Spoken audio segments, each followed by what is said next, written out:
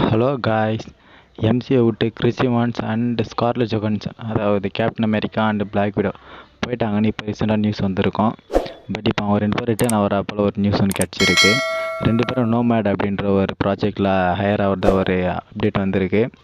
Nomad அப்படின்ற கேள்விப்பட்ட பிள்ளையர் இருக்குல்ல, அது வேறு ஒன்றும் இல்லை. சிவிலாருக்கு அப்புறம் கேப்டன் அமெரிக்கா தலைமறைவாக இருப்பார்ல, அப்போ அந்த கேரக்டர் தான் நோமேட்னு சொல்லுவாங்க. அந்த கேரக்டர் வச்சு இப்போ புதுசாக ஒரு சீரீஸாக மூவியான்னு தெரியல, மார்வல் புதுசாக பிளான் பண்ணியிருக்காங்க. இதில் கிறிஸ் இவான்ஸ் ஹீரோவாக நடிக்க போகிறாரா அப்படின்னு தெரியல. பட் அவர் அதில் இருக்கார் மட்டும் புரியுது. ஆல்ரெடி அவர் ஒரு சீரீஸ் டைரக்ட் பண்ணதாக பேச்சு வந்துச்சு. எனவே வெயிட் பண்ணி